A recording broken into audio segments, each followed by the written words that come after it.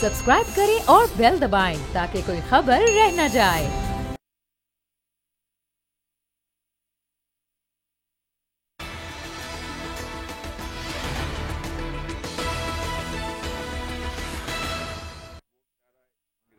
हम गिरा रहे हैं। अस्सलाम वालेकुम नाजरीन, आप देख रहे हैं प्रोग्राम अब बात होगी और मैं हूं आपके साथ अनम जुल्फ़िकार। नाजरीन, वज़ीर-ए-आज़म शहबाज शरीफ और साबिक सदर आसिफ अली ज़रदारी के दरमियान 1-on-1 मुलाकात हुई है और इस मुलाकात में दोनों रहनुमाओं के दरमियान आम इंतखाबात, निगरान सेटअप और आइंदा की सियासी हिकमत अमली के हवाले से गुफ्तगू हुई है और तासुर यही दिया जा रहा है कि दोनों जमातें इलेक्शन बरवक्त कराने पर इत्तेफाक रखती हैं और इलेक्शन में ताख़ीर किसी सूरत बर्दाश्त नहीं की जाएगी। ज़राए के मुताबिक आसिफ अली ज़रदारी ने असेंबलियों की मुद्दत अगस्त के दूसरे हफ्ते में ख़त्म करने की तजवीज़ दी है। ये भी कहा जा रहा है कि मुलाकात में आइंदा निगरान वज़ीर आज़म किसी ब्यूरोक्रेट के बजाय किसी सियासतदान को बनाने पर तबादला ख्याल हुआ है। इसके साथ साथ पीडीएम में मौजूद तमाम सियासी जमातें अपने अपने तौर पर इलेक्शन लड़ेंगी, तो सवाल ये उठता है कि फिर कौन सी सियासी जमात ऐसी है जिसका पलड़ा सबसे भारी है। क्या मुस्लिम लीग नून को हुकूमत में होने का फ़ायदा होगा और नवाज शरीफ जो मुतअद्दिद बार हुकूमत बनाने के बावजूद अब भी इक़्तिदार में आने की ख्वाहिशमंद में हैं, उनके हवाले से क्यों ये दावा किया जा रहा है कि अब हुकूमत में आए तो मुल्क का नक्शा बदल देंगे। इसके अलावा साबिक हुक्मरान जमात पीटीआई अब कहाँ स्टैंड कर रही है, जबकि उसकी एक और अहम विकेट परवेज़ खट्टर की सूरत में गिर चुकी है। इस तमाम तर सूरत हाल पर बात होगी ईशा की तरह बोल न्यूज़ के सीनियर तज्ज़ियाकार नज़ीर लगारी साहब और आमिर ज़िया साहब इन तमाम सवालात के जवाबात और अपने तज्ज़िया पेश करेंगे। सबसे पहले मैं रुख करूँगी नज़ीर लगारी साहब आपकी जानिब। सर, बहुत शुक्रिया आपके वक्त का। सर, आसिफ ज़रदारी और वज़ीर-ए-आज़म की मुलाकात में अहम जो इंतखाबात है, निगरान सेटअप है और इसके अलावा आइंदा की जो सियासी हिकमत अमली है उस पर काफ़ी तफसीली गुफ्तगू हुई है। क्या कुछ तय पाया है? पहली बात तो ये कि इन दोनों की मुलाकात में इन चीज़ों को तय करने का कौन सा आईनी जवाज़ है? क्या वज़ीर आज़म की मुलाकात और वज़ीर आज़म के शरीक इक़्तिदार पार्टी के एक सरबराह की मुलाकात, एक सदर, उनकी पार्टी के सदर हैं, उनकी मुलाकात, ये मुलाकात क्या ये फोरम है कि ये चीज़ें तय करें? ये फोरम तो होता है कि एक लीडर ऑफ अपोजिशन हूँ और एक प्राइम मिनिस्टर हूँ, वो बैठकर इस बात को तय करें कि नया सेटअप क्या होगा। बिल्कुल। अच्छा, चलें, बाहमी मुशावरत हो रही है, चूँकि इत्तेहादी हुकूमत है तो बाहमी मुशावरत हो रही है, तो बाहमी मुशावरत में बाकी लोग कहाँ हैं?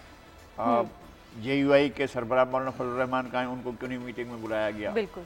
और MKM की तरफ से खालिद मकबूल सिद्दीकी हैं या आमिर खान हैं या जो भी हैं, उनको क्यों नहीं बुलाया गया? शेरपाव ग्रुप की तरफ से क्यों नहीं बुलाया गया? BNP की तरफ से क्यों नहीं बुलाया गया? नेशनल पार्टी की तरफ से क्यों नहीं बुलाया गया? उनको भी बुलाया जाना चाहिए था और तय होना चाहिए था। अगर वसीउल बुनियाद निगरान हुकूमत 2 महीने की, 3 महीने की बनानी है तो उन फरीकैन को भी बुलाया जाना चाहिए था जो आपके साथ इत्तेहादी हैं। हम बाहमी मुशावरत करते हैं, फिर लीडर ऑफ अपोजिशन के पास जाएंगे। लीडर ऑफ अपोजिशन जो हैं वो मेरा ख्याल है कि खुद नून लीग के टिकट पर इलेक्शन लड़ेंगे। उनका अपना अगर जान के मानता हूँ मैं इख्तिलाफ करूँ आपसे, देखिए बिल्कुल आप उसूली तौर पे तो आप बिल्कुल दुरुस्त कह रहे हैं, लेकिन सियासत में जो हकीकत होती है उसमें ये होता है कि जिसके पास ताकत है, हमको पता है, मतलब हम सब अगर आप इत्तेहादों की तारीख देखें, MRD के दौर से देखना शुरू करें, जो पार्टी वजन रखती है उसी का फैसला चलता है और माना जाता है, बाकी तो शामिल बाजा होते हैं। और अगर उनको नहीं बुलाया तो कोई बड़ी बात नहीं, क्योंकि देखिए ना, तय करना है जी नून लीग ने और पाकिस्तान पीपल्स पार्टी ने, जिनकी ज़्यादा स्टेक्स हैं, जिनके पास ज़्यादा सीट्स हैं। बाकी जो है कोई टांगा पार्टी है, ठीक है, उनकी अहमियत होती है कि 2 सीट 3 सीटों पर वो हुकूमत गिरा सकती हैं, बना सकती हैं, लेकिन अब तो हुकूमत को ख़त्म ही होना है, तो अब उनकी वो अफादियत, वो उनका मकाम नहीं रहा जो हुकूमत चलाने के लिए और बनाने के लिए ज़रूरी था। लेकिन सर, आपको नहीं लगता दीगर तय पा रहे हैं? तो मैं तो एक वो वाली बात करूं, मैंने लगाई साहब से, लेकिन आप जी आप कुछ। अच्छा सर, आपको नहीं लगता कि सबकी मुशावरत होना ज़रूरी थी, जैसे कि लगारी साहब ने भी यही कहा? मैं तो नहीं समझता कि सबकी मुशावरत की ज़रूरत होती है। बात ये थी कंसेंसस बिल्डिंग में हमेशा आप एक कमज़ोर फैसले पे पहुंचते हैं। अच्छा, अगर आपको अच्छा फैसला करना होता है और उसकी जिम्मेदारी भी लेनी होती है, कंसेंसस का मतलब है किसी की जिम्मेदारी नहीं है। आपने कमज़ोर फैसला किया और सबने कहा जी लगाई साहब ने भी मशवरा दिया, आपने भी दिया, गड़बड़ हो गई तो किसी के ऊपर जिम्मेदारी नहीं है फिर। लेकिन जब एक आदमी या 2 लोग करते हैं तो फिर जिम्मेदारी उनकी होती है। तो यहाँ पर जो है हकीकी पॉलिटिक्स जो है, रियल पॉलिटिक्स, उसमें लगारी साहब जो है बिल्कुल सही हो रहा है। کہ جناب پیپلز پارٹی کے پاس اس وقت وہ وزن میں ہے، اس کا مطلب ہے نظریں وزارت عظمیٰ پر ہیں، اور نون لیگ ہے. باقی مولانا کو تو منا لیں گے، مولانا کو تو مطلب ہے کشمیر کمیٹی کا چیئرمین بنا دیں، ان کے بیٹے کو کچھ دے دیں، داماد کو کچھ دے دیں، ان کے سمجھی کو کچھ دے دیں، بھائی کو کچھ دے دیں، سے زیادہ کیا ان کا کیا ناراضگی ہوگی. میں یہ سمجھتا ہوں کہ اگر ہمارے یہاں ٹرو جمہوریت نہیں ہے تو اس کا مطلب یہ نہیں ہے کہ جمہوریت خراب چیز ہے. اگر ہمارے یہاں ایبسولوٹزم کے ذریعے فیصلے کیے جاتے ہیں، اور ہوتا ہے ایسا کہ طاقتور جو ہے یا زیادہ طاقت رکھنے والا جو ہے وہ حتمی فیصلے کر لیتا ہے، تو اس کے نقصانات بھی ہوتے ہیں. ایسا نہیں ہے کہ صرف وہی فیصلے. کنسنسس بلڈنگ یہ ہوتی ہے کہ آپ لوگوں کی رائے جان لیتے ہیں کہ ان کی رائے کیا ہے. یہ ان کی ایک بات ٹھیک ہے، کیونکہ رائے جو ہے وہ اگر جماعتی یا انفرادی مفادات کے تابع ہے تو جماعت کو یا فرد کو سرو کرے گی، لیکن ملک کو سرو نہیں کرے گی. بالکل. اگر لوگ پیش نظر ہوں، اگر عوام پیش نظر ہوں، اگر سٹیک ہولڈر عوام کو سمجھا جائے اور یہ سمجھا جائے کہ ان فیصلوں کے اثرات عوام پر کیا ہوں گے، عام آدمی پر کیا ہوں گے، تو شاید فیصلے کرتے ہوئے زیادہ تحمل، بردباری اور وسیع المشربی اور وسیع البنیاد فیصلے لازمی ہو جائیں گے. لیکن عوام ہوتے نہیں ہیں نا ان فیصلوں میں. بات یہ کہ صرف دو بڑے سٹیک ہولڈر ہیں جن کی زیادہ سٹیکس ہیں پورے سسٹم میں، وہ نون لیگ اور پاکستان پیپلز پارٹی ہے. باقی کی تو سٹیک ہی نہیں ہے نا، اور اس سے مشورہ بھی کریں گے. دیکھیں نا، ایم کیو ایم بات کرے گی کراچی کی، ٹھیک ہے نا، ایک اس کا محدود وہ ہے. مولانا صاحب کا اپنا ایک ایجنڈا ہے، وہ بھی محدود ایجنڈا ہے. تو جو بڑی پارٹیز کو وہ سوٹ نہیں کرتا. اچھا، ایسی میٹنگز میں آپ نے دیکھا ہوگا عموماً جو میری اطلاعات ہوتی ہے اور ہم نے شریک بھی ہو کر دیکھا ہے کہ وقت بہت ضائع ہوتا ہے، کہ آپ کو ایسی گفتگو سننی پڑتی ہے کہ جو سننے کی ضرورت نہیں ہے آپ کو. چلے اب تو اس پر میرے خیال میں مجھے بحث نہیں کرنی چاہیے، جب وہ شریک ہو چکے ہیں پروسیس میں اور دیکھ چکے ہیں. ہم نے گواہی، ہم نے دیکھا نا کہ جب بھی اس طرح کی میٹنگ ہوتی ہے نا کہ 15 لوگ بیٹھے ہوئے، کبھی آپ نے دیکھا 15 لوگوں میں کوئی ڈھنگ کی بات ہوئی ہو؟ نہیں، 300 لوگوں میں بھی ہوتی ہے ڈھنگ کی بات. 300 لوگوں میں چین کے پولیٹ بیورو میں ہو سکتی ہے، بڑا مشکل ہے. اچھا ضیاء صاحب، اگر اسمبلیوں کی مدت کی بات کی جائے تو اسمبلیوں کی مدت پوری کرنے پر شہباز شریف نے پیپلز پارٹی اور جو دیگر اتحادیوں کو بھی اعتماد میں لینے کی یقین دہانی کرائی ہے. کیا آپ سمجھتے ہیں کہ ایسا کرنے میں وزیر اعظم کامیاب ہو سکیں گے؟ دیکھیں، ابھی اتنا بڑا سوال نہیں ہے کہ آپ اسمبلی 3 دن پہلے تحلیل کریں یا مطلب اسی دن تحلیل کریں. ایک اگر کرتے ہیں وقت پہ کرتے ہیں تو 60 دن میں انتخابات ہونے، اگر ذرا سا پہلے کرتے ہیں تو 90 دن میں ہونے. اس سے فرق نہیں پڑتا. اس وقت بڑے سوالات جو پیش نظر ہیں کہ وہ نگراں حکومت کیسی ہوگی، اور کیا وہ واقعی غیر جانبدار ہوگی یا حکومت پنجاب اور حکومت کے پی جیسی ہوگی جس کو اس کے اپنے اتحادی مذمت کرتے ہیں اس کی. مولانا فضل الرحمان صاحب کی جو حکومت ہے کے پی میں، وہ نگراں تو ہے نہیں، وہ تو ایک بڑی باعث حکومت ہے. تو ان کے اپنے ANP شور مچا رہی ہے، پیپلز پارٹی کو دکھ ہے، خود نون لیگ کو دکھ ہے. تو یہاں پر ایک سمجھ میں آنا چاہیے کہ یہ ایک بہت بڑا سوال ہے کہ جی وہاں پر حکومت کیسی ہونی چاہیے. دوسرا بڑا سوال کہ جب کہتے ہیں ہر پولیٹیکل پارٹی اپنے لیے کوشش کرے گی، اپنے انتخابات میں ڈنکا بڑھ چکا، تو بڑا سوال یہ ہوتا ہے کہ جی کون سی پارٹی PDM میں زیادہ حصہ لے گی انتخابات میں. نون لیگ جس کا محور صرف پنجاب ہے، یا پاکستان پیپلز پارٹی کہ جس کی سندھ میں سٹیک ہے، پنجاب میں ہے، بلوچستان میں ہے. نہیں ہے PDM میں، نہیں سوری معاف کیجیے، حکومت میں ہے. میرا مقصد یہ ہے کہ حکومت میں PDM کے اندر ایک زمانے میں تھی، نکل گئی، لیکن حکومت میں شامل ہے. تو جو پرانے اتحادی ہیں اس میں پیپلز پارٹی کے سٹیک پھر بھی زیادہ براڈ بیسڈ ہے، حالانکہ سیٹیں کم ہیں ان کی، لیکن وہ سندھ میں بھی ہیں، پنجاب میں بھی ہیں، KP میں بھی ہیں اور بلوچستان میں بھی. آپ اگر دیکھیں نا، نون لیگ جو جیتی ہے 2018 کا الیکشن، جن نشستوں پہ جیتی ہے، زیادہ تر ان کی 63 سیٹ ڈائریکٹ جو نشستوں کے اوپر آئے وہ پنجاب سے آئے. 4 سیٹیں KP سے ملی، ٹھیک ہے نا. اچھا، اس کے مقابلے میں پاکستان پیپلز پارٹی نے سندھ سے 39 لی، اراؤنڈ 39، اگر میں غلط نہیں کہہ رہا 39 ہے. اس کے بعد انہوں نے کچھ 6-7 سیٹس پنجاب سے لی اور ایک KP سے لی، اوپر بالکل اوپر کی. تو ان کے پاس کل ملا کے پھر ریزرو سیٹ ملا کے 58 ہو گئی. اب پیپلز پارٹی یہ سوچ رہی ہے کہ بلوچستان میں کچھ سردار ان کے ساتھ آ گئے، تو ان کو امید ہے کہ 6-7 سیٹیں وہاں سے مل جائیں گی. سندھ میں وہ امید یہ کر رہے ہیں کہ جی ہم نے لاسٹ ٹائم 39 کو 49 کہیں گے نا، 39 جو سیٹس لی ہیں اس کو ہم بڑھائیں گے، کیونکہ ان کو اربن سندھ میں جو PTI سیٹس لے چکی ہے اس میں سے کچھ نہ کچھ حصہ ملے گا، ٹھیک ہے نا. تو وہاں پر ان کو امید ہے کہ جی ہماری 2-4 سیٹیں بڑھنی ہیں. پھر ساؤتھ پنجاب میں ان کو بالکل امید ہے، قوی امید ہے کہ لیں گے ہم زیادہ سیٹس. پہلے اگر 7 میں لی ہیں تو اس بار وہ 12-15 کے اوپر ان کا آنکھیں ہیں. تو مجموعی طور پہ پیپلز پارٹی زیادہ بہتر پلیسڈ ہے. نون لیگ کا پورا جتنے بھی انڈے ہیں ان کے صرف پنجاب کی ٹوکری میں ہیں، اور پنجاب کی ٹوکری کے حقدار بہت سارے ہیں لغائٹ صاحب. پیپلز پارٹی میدان میں ہے, آئی پی پی میدان میں, انڈیپینڈنٹ پاور پروجیکٹ نہیں سوری استحکام میں پاکستان پارٹی, ہمیشہ میں آئی پی پی پہ میرا ذہن بڑھ جاتا ہے. اچھا پھر آپ کے انڈیپینڈنٹس کے ایک بہت بڑا گروہ ہوگا پنجاب میں, آپ دیکھیے گا. نہیں قابلی کو اگنور نہ اور میں آ رہا ہوں, ہاں میں کہہ رہا ہوں بہت سارے اقدار ہیں نا, قاف لیگ ہے, پی ٹی آئی جیسی بھی ہے بھائی, لغائٹ صاحب کو بہت محبت ہے اس سے, لیکن پی ٹی آئی بھی ہے وہاں پر, ٹھیک ہے نا. تو وہاں پر جو ہے نون لیگ کے لیے میدان جو ہے بہت مشکل ہے. پھر ان کے اندر آپس میں بھی شہباز شریف صاحب ہر تقریر میں نواز شریف کا رہے, وہ اس لیے دے رہے ہیں کہ ان کو الیکشن میں ان کا غیبی ہاتھ چاہیے, سر پہ ان کا ہاتھ چاہیے, چاہتے ہیں کہ متحدہ فرنٹ دیں. لیکن جب وہ آخری دوڑ لگا رہے ہوں گے یا سیٹوں کی بانٹنے کی باری آئے گی, تب بھی ان دونوں بھائیوں میں, دونوں خاندانوں میں ہے ایک ہی خاندان, جو دو دھڑے ہیں خاندان کے, ان میں چپکلش ہو سکتی ہے. اور ہمیں پتہ ہے کہ تھوڑا بہت تناؤ ہے, زیادہ روشنی تو لغائٹ صاحب ڈالیں. اچھا لغائٹ صاحب, میں آپ سے یہ پوچھنا چاہوں گی کہ ابھی جو صورتحال ہے, جو معاملات چل رہے ہیں, اس میں کس سیاسی جماعت کا پلڑا آپ بھاری دیکھ رہے ہیں؟ دیکھیں اس طرح سے ایبسلوٹ قسم کا ریمارکس, سویپنگ ریمارکس کوئی معقول آدمی تو نہیں دے سکتا ہے. اچھا میں نے نامعقولیت کر دی لغائٹ صاحب, آپ یہ کہہ رہے ہیں خدا کی قسم میں اٹھ رہا ہوں. ساری ایسا نہیں ہے, آپ کی طرف اشارہ ہی نہیں ہے, بائیکاٹ کرتا ہوں میرا. اگر میں روسیا ہوں, اگر آپ کی طرف اشارہ ہو تو ایسی بات نہیں ہے, میں بالکل یہ بات نہیں کر رہا ہوں. اور ہمارے بزرگ ہیں آپ. سویپنگ ریمارکس کا مطلب یہ نہیں ہے کہ میں یہ کہوں کہ جیت رہی ہے جی پاکستان پیپلز پارٹی یا پاکستان مسلم لیگ نون, یا مطلب جیتنا انہی میں سے کسی کو ہے, اور یا پی ٹی آئی. یہ ساری صورتحال نہیں ہے.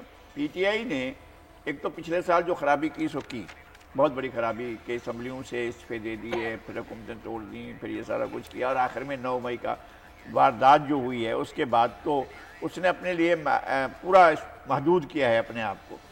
لیکن اور اس کا تازہ نقصان جو ہے وہ بہت بڑا نقصان ہے, جو کے پی کے میں ہوا ہے, وہ بھی ایک بڑا نقصان ان کا ہو چکا ہے. اب باقی وہ جو ہیں اپنا کیسر صاحب, ان کے اوپر, یا محمود خان تو نظر ہی نہیں ہے جب سے وزارت اعلیٰ سے ہٹے ہیں, وہ پتہ ہی نہیں چل رہا ہے کہ محمود خان بھی کوئی وزیر اعلیٰ ہوا کرتے تھے خیبر پختونخوا کے. خیر وہ نہیں, تو اسٹیک انہی پارٹیوں کا ہے, اور دونوں میجر پارٹیاں یہ ہوں گی. لیکن چھوٹی پارٹیاں جو ہیں وہ کچھ نہ کچھ اپنی کارکردگی دکھائیں گی. ایسا نہیں ایبسلوٹ سویپنگ کوئی پارٹی لے جائے گی یا لے جا سکتی ہے. ٹھیک ہے, اگر نون لیگ میرے مراد یہ تھی کہ پیپلز پارٹی سب سے زیادہ نشستیں لیتی, جیسے انہوں نے 13 میں یہ لیا, بالکل ٹھیک ہے, 8 میں انہوں نے 90 یا 91 سیٹس تھی ان کی, 91 تھی, 1991 انہوں نے مخلوط حکومت بنائی اور پورے 5 سال گزار دیے. اور یہ اگر پیپلز پارٹی کو یہ 90 کا فگر نظر آ رہا ہے, کیونکہ 58 اس مرتبہ ہیں ان کی ریزرو سیٹس ملا کر, تو کوئی زیادہ محنت نہیں کرنی ہے. میں محنت تو کریں گے, لیکن وہ اگر 90, 91, 92 لے لیتے ہیں اور لارجسٹ پارٹی مرج کرتے ہیں, وہ پوزیشن میں چلے جائیں گے. ہمارے نون لیگ کے دوست یہ سمجھ رہے ہیں کہ ہم 2/3 میجورٹی لیں گے, تو میرے خیال میں وہ ایک ایسا خواب دیکھ رہے ہیں جو بالکل ممکن نہیں ہے. کیا شاعر کہتے ہیں, کیا خیال باندھے نادان ہوش میں آ. تو انہوں نے یہ توقع کر رکھی ہے کہ جی ہماری سیٹیں جو ہیں وہ بڑھ جائیں گی, ہم 2/3 میجورٹی لیں گے. 2/3 میجورٹی کا جو ان کا خواب ہے, میرے خیال میں وہ بڑا خواب ہے. ایسا خواب اب پورا ہونے والا نہیں ہے. اور وہ نہ وہ دور ہے کہ جس میں آپ کو پوری اسمبلی آپ کے حوالے کر دی جاتی تھی, اور پوری اسمبلی معلوم ہوتا تھا کہ جناب آپ ہی اس کے سب کچھ ہیں. اور پھر وہ اس کا نتیجہ بھی ہو گیا تھا, دیکھا تھا کہ وہ اسمبلی جس میں 3/4 میجورٹی تھی وہ بھی باقی نہیں رہی تھی, اور اس کے بعد کے الیکشن میں ان کو صرف 12 سیٹیں ملی تھیں. تو اس طرح کی چیزیں جو ہیں وہ بعض دفعہ اس طرح پہ نتائج بھی لاتی ہیں. اور بھی بڑی حقیقت ہے جو ہمیں سمجھنا چاہیے کہ پیپلز پارٹی اور نون لیگ کا اگر آپ مقابلہ کریں نا, موازنہ کریں, جو پوری بری مینجمنٹ کا اور خراب معاشی حالات کا جو سہرا کسی کے سر جا رہا ہے وہ نون لیگ کے جا رہا ہے. نون لیگ میں بھی اگر کسی کے سر پہ جا رہا ہے تو ڈار صاحب کے, اور ڈار صاحب کا اسپانسر کون ہے, نواز شریف صاحب ہیں, ٹھیک ہے نا, تو ان کے حق میں جا رہا ہے. پیپلز پارٹی نے بڑی عقلمندی سے اپنے آپ کو ان بیڈ ڈیسیشن سے دور رکھا ہوا ہے. تو جب بھی لوگ جو معاشی حالات سے لوگ اتنے ڈسے ہوئے ہیں, ابھی بجلی کی قیمتوں میں 4 روپے 96% اضافہ کیا ہے, فیصد نہیں روپے اضافہ کیا گیا ہے. خطے میں مہنگی ترین بجلی ہے, پر یونٹ کاسٹ جو ہے 50 سے 56 روپے جا رہی ہے, ٹھیک ہے نا.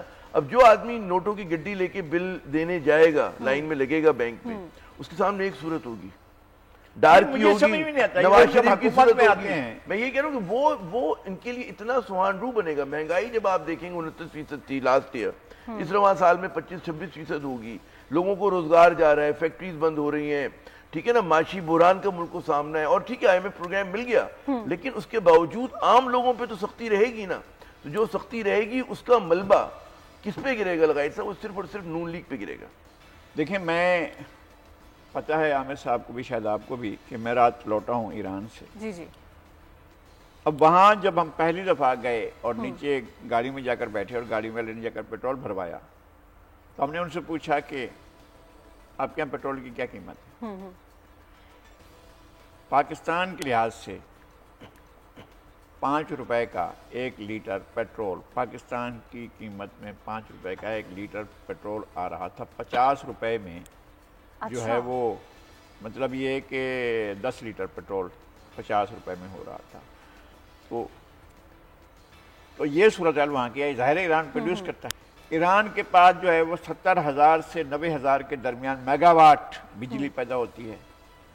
اچھا اس کے بعد دنیا کا 15% گیس، ساری دنیا جتنا گیس پیدا کرتی ہے اس کا 15% صرف ایران پیدا کرتا ہے. اس دفعہ مڈل ایسٹ میں جو انرجی کا سیکٹر ہے اس نے پورے مڈل ایسٹ میں سب سے زیادہ پروڈکشن جو ہے وہ ایران نے کی ہے آئل کی اور گیس کی. اچھا وہاں سے یہ پیشکشیں موجود ہیں. ہم عام لوگ ہیں، بالکل عام لوگ ہیں جن کا کوئی حکومت کے معاملات سے کبھی کوئی تعلق نہیں رہا. وہاں کے سفارتکار ہم سے کہہ چکے ہیں کہ جناب ان کو قائل کریں کہ ہم سے لے لیں، بجلی بھی لے لیں، گیس بھی لے لیں، پیٹرول لے لیں. لیکن ہماری حکومتیں فیصلے کرتے ہوئے ادھر دیکھتی ہیں، ادھر دیکھتی ہیں، اوپر دیکھتی ہیں، نیچے دیکھتی ہیں، دائیں دیکھتی ہیں، بائیں دیکھتی ہیں، کیا کریں کیا نہ کریں. ٹک ٹک دیدم دم نہ کشیدم، سانس نہیں لیتے، ایک دفعہ جا کر کھڑے ہو جاتے ہیں. لیکن ملکی مفاد کو دیکھتے ہوئے کیوں ڈیسیجن لینے میں ان کو مشکل ہوتی ہے؟ نہیں اس لیے مشکل ہوتی ہے کہ آقائے ولی نعمت ناراض ہو جائیں گے. اچھا ہاں آقائے ولی نعمت ناراض ہو گئے تو پھر کون ہے؟ ظاہر ہے اب آقائے ولی نعمت تو ساری دنیا ہمیں تو نہیں جانتی ہے. پتا نا، ہم تو مجھے نہیں نہیں، پتا سر آپ ایسا وہ کہتے ہیں جانے نہ جانے، اگر آپ گولی نہ جانے بات تو سارا جانے ہے تو آپ گل ہیں نا، ہم تو گل ہیں، ہمیں تو نہیں پتا تو آپ نام لینا، مطلب یہ نہ کریں آپ. ٹھیک ہے آپ کس کے کہنے پر کہتے ہیں؟ میں نے جا کر یہ بات کی تھی ٹھیک وزیر اعظم سے. نواز شریف جب وزیر اعظم تھے انہوں نے کابینہ کے اجلاس میں کوئی صحافیوں کو بھی بلا لیا. صحیح. میں نے پوچھا ان سے یہی سوال کیا تھا. میں نے کہا وہ اپنی سرحد تک لے کر آئے ہیں گیس پائپ لائن، تو آپ کیوں نہیں لیتے ہیں وہاں سے گیس؟ بالکل. تو انہوں نے اپنے وزیر صاحب کی طرف دیکھا، شاہد خاقان عباسی صاحب کی طرف. شاہد خاقان عباسی صاحب نے کہا کہ جناب سینکشنز ہیں اور ان کے اوپر سینکشن لگی ہوئی ہیں اور عالمی برادری ان سے یہ کر رہی ہے. تو میں نے ان سے کہا کہ بھائی اس وقت کی بات ہے کہ $15 ارب کی بائلیٹرل ٹریڈ کرتا ہے ایران اور پاکستان. اور یہ فگر ہمارے سامنے عامر رضا صاحب کے سامنے بیٹھ کر ایک سفارتکار نے بتائے تھے، ہم دونوں ساتھ تھے اس وقت. تو وہاں پر یہ اگر فگر موجود ہیں کہ $15 ارب کی ایران کے ساتھ، تو ہمارے ایران کے ساتھ ٹریڈ جو ہے وہ 400 ملین بھی نہیں ہے. تو یہ تو مجھے سمجھ میں نہیں آتا ہے کہ آپ کو کس نے ایسا نسخہ پڑھا دیا ہے. اگر انڈیا کر سکتا ہے ایران کے ساتھ ٹریڈ تو آپ باقی ممالک اپنے مفاد کے خاطر فیصلے کر سکتے ہیں. لوگ آپ اپنے مفاد کے لیے نہیں کرتے ہیں، آپ کمزور ہیں اس لیے اپنے مفاد کے فیصلے، یا آپ کو اپنے مفادات عزیز ہیں اس لیے آپ ایسا نہیں کرتے ہیں. اور وہ اپنے مفادات کا مطلب ذاتی مفادات، حکومتی مفادات نہیں ہوتے ہیں یا عوام کے مفادات نہیں ہوتے ہیں یا ملک کے مفادات نہیں ہوتے ہیں، ذاتی مفادات ہوتے ہیں. یہاں سے چیز لیں گے اس سے اتنا کمیشن ملے گا. کسی کو یہ دیکھا آپ نے ابھی جھگڑا ہو گیا تھا کہ جناب روس سے آپ تیل لے رہے ہیں یا گیس لے رہے ہیں، آپ ادھر سے جو ہے وہ قطر سے کیوں نہیں کر رہے ہیں. یہ آپس میں مسلم لیگ نون کے لیڈروں کا آپس میں جھگڑا ہو گیا. ٹھیک ہے لگا بریک پر جانا ہوگا، واپس آئیں گے ناظرین بریک کے بعد اور بات کریں گے army chief general Syed Asim Munir کی دورہ ایران کی.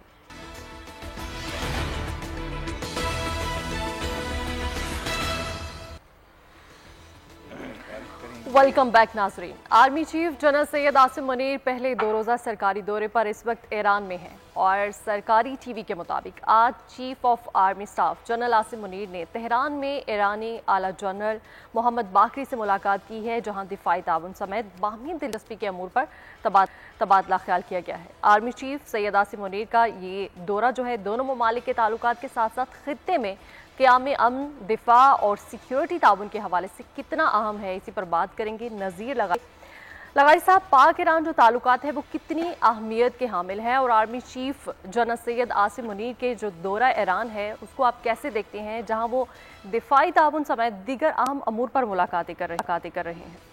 میرے خیال میں یہ پاکستان کے پہلے آرمی چیف ہیں جنہوں نے ریجنل اپنا جو تعلق ہے اس کے حوالے سے اپنی پالیسی یہ رکھی ہے کہ ریجنل طاقتوں کے ساتھ یا ریجنل جو ہمارے پڑوسی ممالک ہیں ان کے ساتھ ہمارے تعلقات اچھے ہونے چاہیے. اور خاص طور پر ظاہر ہے کہ ڈیفنس کے شعبے میں ہیں اور وہاں پر ایک بات میں نے محسوس بھی کی ہے کہ میں کل وہیں تھا ایران میں ہی، اور ایران میں نے ایک خاص قسم کا جوش میں نے دیکھا ہے کہ اس دورے کے بارے میں پایا جاتا تھا کہ ایک لوگوں کے اندر ایک بالکل ایسی وہ امید کی تھی کہ دونوں ملکوں کے درمیان اگر ایک خیر سگالی بڑھتی ہے، اگر جس طرح سے انہوں نے بات کی کہ جی ہم چاہتے ہیں کہ جو ہے دونوں ممالک کی سرحدوں پر ہم ایک بڑی مارکیٹس کا جو ہے وہ بنیاد رکھیں اور ہم ٹریڈ کے سلسلے میں آگے جائیں۔ اگرچہ ظاہر فوجی سربراہ کا کام تو فوج کے امور سے متعلق ہوتا ہے اور زیادہ تر وہ انہی چیزوں کو دیکھ رہے ہوتے ہیں، لیکن ان چیزوں کے بارے میں بھی ان کی خواہشات جو ہیں وہ ایک بہت مثبت اس کا اثر سمجھا جائے گا، لیا جائے گا، اور لوگوں کی توقعات بھی اس طرح کی ہیں کہ اگر دونوں ممالک ایک آپ کا سرحدوں کا امن جو ہوتا ہے وہ بہت بڑی چیز ہوتی ہے، آپ کے لیے بہت بڑا اثاثہ ہوتا ہے، اور اسی طرح سے وہ بارڈر فینسنگ تو ہوتی رہتی ہے اور اس طرح سے ہو رہی ہے، اور افغانستان کے ساتھ بھی اور ایران کے ساتھ بھی، لیکن وہ پوائنٹس آئیڈینٹیفائی کیے جا رہے ہیں یا ہو چکے ہیں جن پر انہوں نے بیٹھ کر ٹریڈ کرنا ہے، اور ہمارے بہت سی چیزیں جو ہیں ان میں ہم نان کنونشنل ٹریڈ تو ہوتی رہتی ہے چونکہ وہ باقاعدہ ریگولیٹ نہیں ہوتی ہے، اس وجہ سے پھر بھی لیکن اس کے اثرات ہوتے ہیں۔ ابھی ایران نے ہمیں 200 میگا واٹ کا ایک وہ دیا ہے اور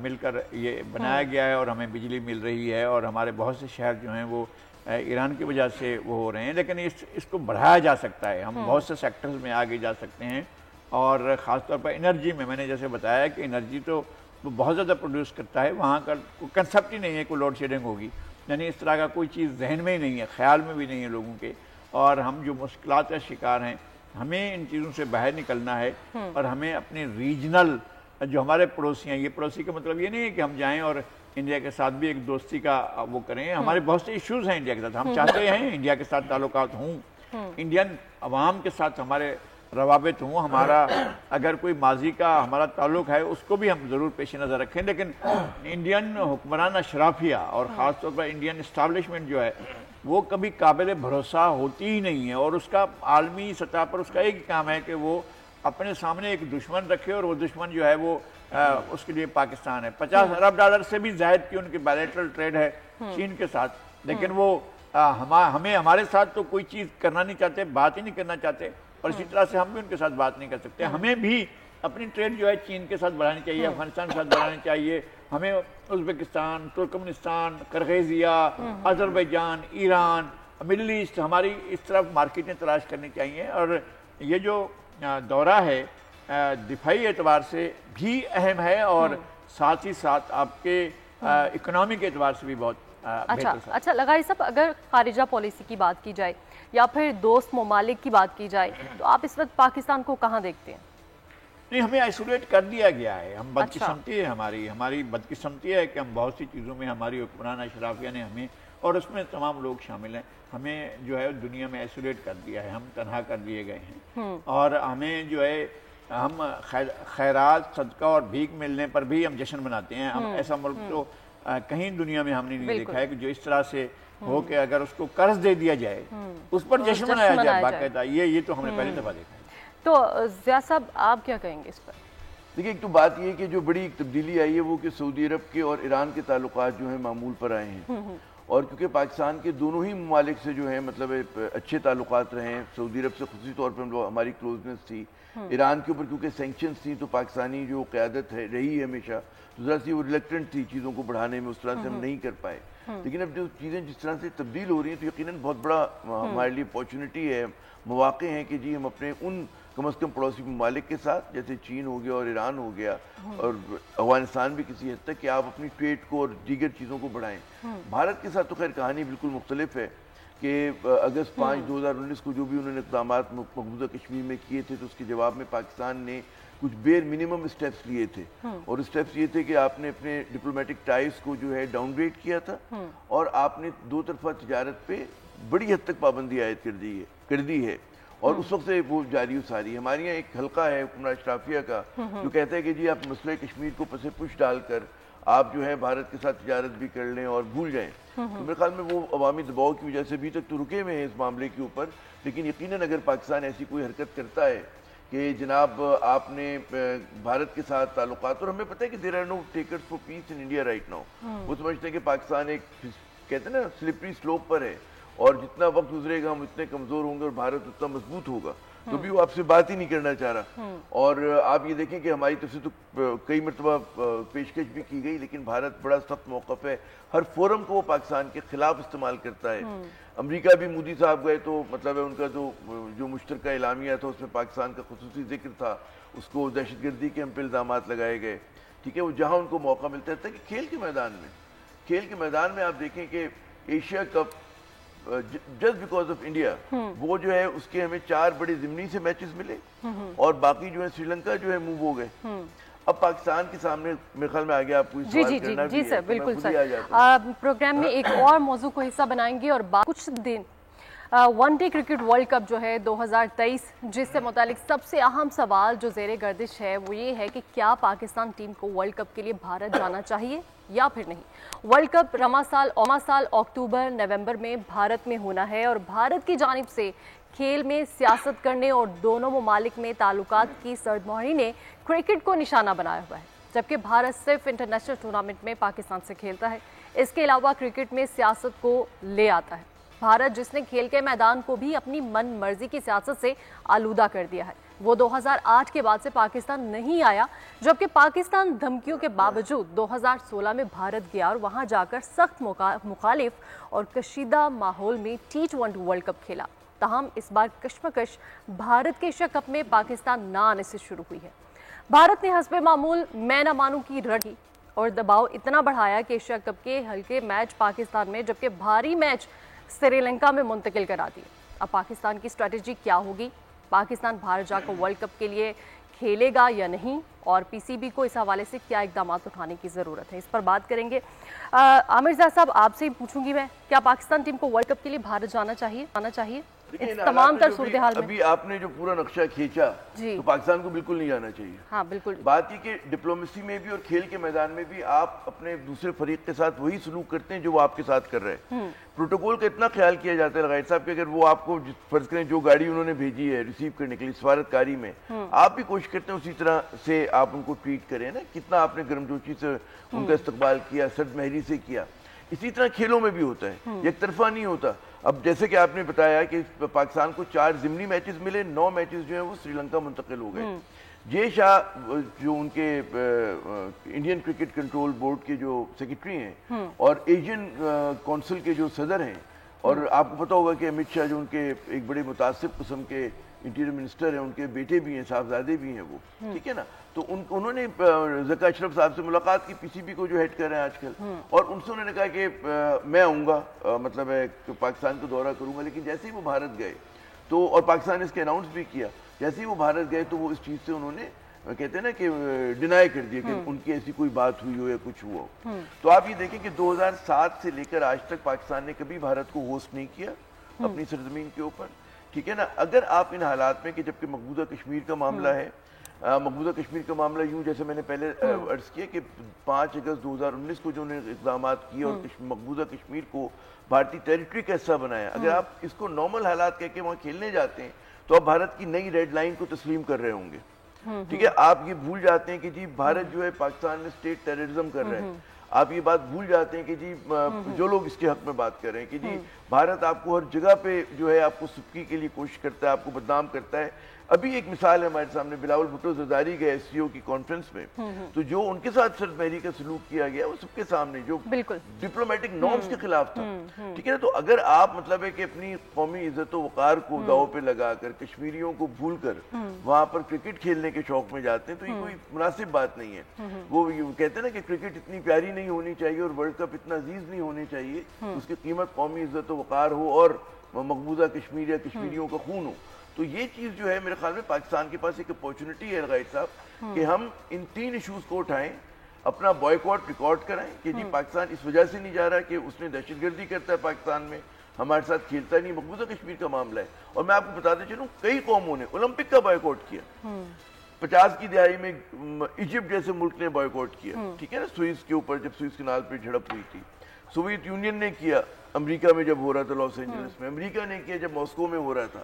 تو کوئی پہلی بار نہیں ہو رہا کہ وہ لوگ کہتے ہیں نا جی سیاست اور کھیل کا میدان الگ الگ ہے. نہیں، زندہ قومیں ہوتی ہیں، وہ اپنے ہر ایجنڈے کو ساتھ ساتھ لے کے چل رہی ہوتی ہیں. اور بھارت ہمارا پڑوسی ملک ہمیں ثابت کر رہا ہے، جس طرح وہ ہمیں ذلیل و خوار کر رہے ہیں ہر معاملے کے اوپر، اور اس پہ آپ یہ کہیں نہیں جی ہم مطلب ہے ایک طرفہ طور پہ لچک دکھا دیں گے، ہم چلے جائیں گے بھارت. وہ کیوں نہیں آیا؟ جب وہ نہیں آیا آپ کے پاس ایک کہتے ہیں نا کہ ملٹی نیشنل ٹورنامنٹ کھیلنے، تو آپ کو بھی نہیں جانا چاہیے. ہاں اس کا لوگ کہیں گے جی فال آؤٹ یہ ہوگا. فال آؤٹ کیا ہوگا؟ کہ پاکستان کو جو آئی سی سی سے پیسے ملنے ہوں گے ورلڈ کپ کے، وہ فائنینشیل لاس ہوگا پاکستان کو. لیکن ہمیں یہ سمجھنا چاہیے کہ ہمارے ہاں 2008 سے لے کر یا 9 سے لے کر 19 تک کبھی بین الاقوامی کرکٹ نہیں ہوئی تھی. ہم اپنے میچز بھی ہوم میچز دبئی میں دیگر جگہوں پہ کھیلتے تھے. تو پاکستانی کرکٹ زندہ رہی، ہم نے ٹورنامنٹس بھی جیتے، ہم نے بڑے بڑے میچز بھی جیتے. ہم آج بھی ورلڈ کپ کی جو ون ڈے کی نمبر 2 ٹیم ہے دنیا میں. تو اگر نمبر 2 ٹیم نہیں جائے گی تو وہ ٹورنامنٹ خود بخود کھوکھلا ہو جائے گا. اس کے اوپر خود ایک سوالیہ نشان ہوں گے. تو میرے خیال میں موقع ہے پاکستان کو اس چیز کو ایکسپلائٹ کرے اور اپنا جو احتجاج ہے ریکارڈ کرائے، جس طرح بھارت کرتا ہے پاکستان کے خلاف، پاکستان کو بھی سملر کوائن میں جواب دینا چاہیے. اچھا عامر صاحب، ہمارا کوئی سخت سٹانس کیوں نہیں ہے اس حوالے سے، اور آئی سی سی کا کیا کردار ہے اس پر؟ دیکھیں اصل مسئلہ ہماری حکمران اشرافیہ کا ہے. بھارت جو ہے وہاں پہ کلیئرٹی ہے، وہاں پہ کوئی ابہام نہیں ہے کہ پاکستان کے ساتھ وہی سلوک کرنا ہے جو دشمنوں کے ساتھ کیا جاتا ہے. وہ آداب دشمنی سے واقف ہیں. لیکن ہمارے یہاں کنفیوژن ہے، ہمارے یہاں ابہام ہے. ہم سمجھتے ہیں کہ نہیں جی ہم پتہ نہیں کس کی وہ تعلیمات ہے کہ دوسرا گال بھی آگے کر دو، حالانکہ دنیا میں چلتا نہیں دوسرا گال آگے کرنا، اس میں اپنے نقصان ہوتے، دوسرا چانٹا پڑ جاتا ہے. تو آپ کو یہ نہیں کرنا چاہیے. اور ہم یہ نہیں کہہ رہے کہ جنگ شروع کر دیں، مگر آپ نے مجھے اس پوزیشن پر لا کھڑا کیا ہے کہ اب اس کے بعد میں دوسری بات کر ہی نہیں سکتا ہوں کہ عامر صاحب نے اتنا مضبوطی سے کیس پیش کیا ہے. لیکن ہمارے یہاں ملک کے وزیر اعظم اگر مودی کی انتخابی مہم چلائیں گے اور اس کی کامیابی کی صورت میں کشمیر کی آزادی کا بھاشن دیں گے اور یہ اعلان کریں گے کہ جناب اس کے جیت جانے سے ہمارا کشمیر کا مسئلہ حل ہوگا، اور اس کے جیتنے کے نتیجے میں پاکستان جو ہے وہ اس بدترین صورتحال کو فیس کرے کہ کشمیر کا خصوصی اسٹیٹس ختم کر دیا جائے، اور آئین کے اندر جو اس کو ایک خاص اسٹیٹس ملا ہوا تھا وہ اس کو بھی ختم کر دے اور اس کو وفاق کے زیر انتظام لے آئے، انڈین یونین کے اس میں لے جائے، ڈائریکٹ کنٹرول میں لے دے. تو ایسی صورت میں ہم کیسے توقع کریں؟ آپ کو یہ یاد دلانے کی ضرورت نہیں. بات میں جناب بات کری ہے تو بات کریں، ایک وزیر اعظم کی بات نہیں، ہمیں ایک وزیر اعظم کی بات کرنی ہے. اس لیے کہ مودی انتخاب میں عمران خان کا بہت بڑا ہاتھ ہے، اور عمران خان نے ان کی انتخابی مہم چلائی تھی، اور ان کی انتخابی مہم چلا کر کہا تھا کہ جناب یہ بندہ آ گیا تو ہمارے مسائل ہی سارے حل ہو جائیں گے. اچھا کیا حل ہوئے مسائل؟ کیا چیز ہوئی ہے؟ اور مودی کا اب بعد میں لوگوں کے لیے نعرے لگاتے ہیں کہ مودی کا جو یار ہے غدار ہے، پتہ نہیں کہ کون غدار تھا کون محب وطن تھا. ان باتوں پر نہیں جاتے ہیں. کھیل آپ بالکل ٹھیک کہتے ہیں کہ امریکہ نے ایک موقع اختیار کیا ہے، سوویت یونین نے ایک موقع اختیار کیا تھا، قومیں اپنا ایک موقع اختیار کرتے ہیں، ہمیں بھی ایک موقع اختیار کرنا چاہیے. لیکن بات یہ ہے کہ کھیل میں اگر آپ کا مقابلہ فائنل میں انڈیا کے ساتھ ہوتا ہے تو آپ وڈرا کر دیں اور اس کو واک اوور دے دیں. یہ آپ کا آپشن ہے کہ ہم یہ آپشن لینا چاہیے، یا آپ کی ڈپلومیسی اتنی اہم ہونی چاہیے کہ جناب آپ کہیں کہ ایسی صورتحال میں اگر ہم دو بڑے فریق ہیں کھیل کے اور باقی فریقوں کو بھی ہم نہیں سمجھتے ہیں کہ وہ کمزور ہیں، تو آپ کم از کم یہ تو ایک ایسے یہ جو دو ہیں سیمی فائنل اور فائنل جو ہیں وہ تو کسی غیر جانبدار مقام پر رکھے جانے چاہیے نا. یہ بات ہم کر سکتے ہیں. بالکل انڈیا کا کلاؤڈ اتنا بڑا ہے کہ یہ بات نہیں مانی جائے گی. پاکستان میں یہ کوئی بات نہ ہوئی کہ جناب انگلینڈ کی بات بھی نہیں مانی جاتی ہے، کرکٹ میں ایسا ہوتا ہے، آسٹریلیا کی بات نہیں مانی جاتی، کرکٹ میں ایسا ہوتا ہے. یہ کیا ہم ہمیشہ کمزور پوزیشن پر جا کے کھڑے ہو جائیں؟ کھڑے ہوئے ہیں نا آپ لوگ. آپ کا کنفیوژن میں تو ڈیسیژن نہیں لے سکتے. یہ تو خیر ایجنڈے پہ نہیں کہہ رہا ہوں کہ نہیں کھڑا ہوتا، کم از کم ہم نے اسٹینڈ کرنا چاہیے. ہماری تمام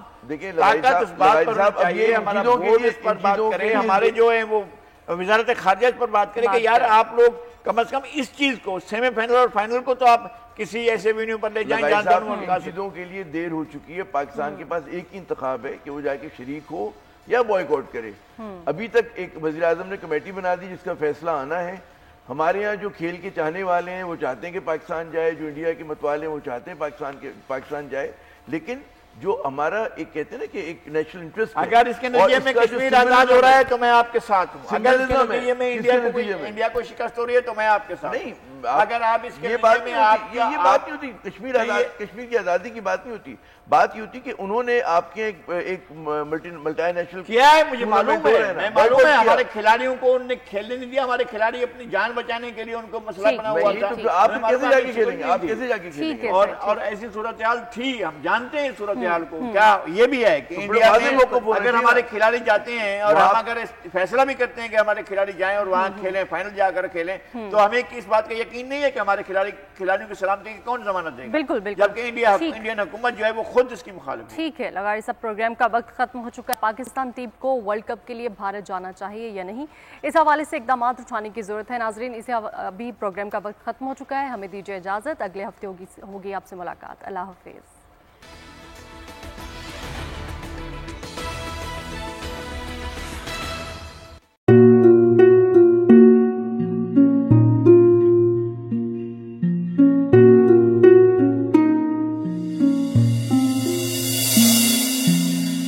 اپنا گھر یوں چھوڑ کے آخر بول کدھر جائے گا، یہ جو پڑا ہے وقت کڑا ہے، وقت گزر جائے گا،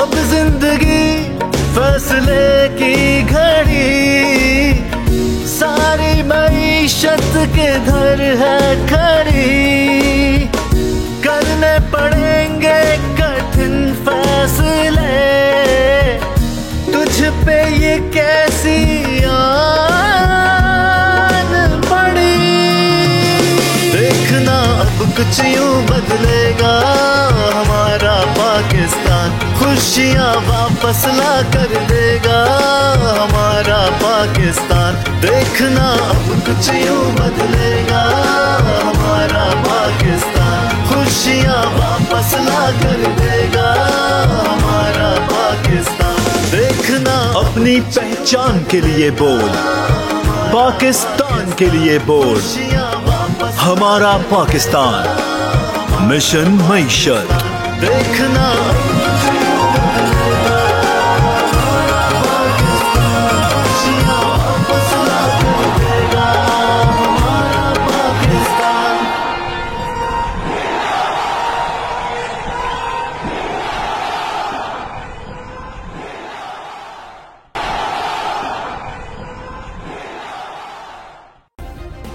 سبسکرائب کریں اور بیل دبائیں تاکہ کوئی خبر رہ نہ جائے۔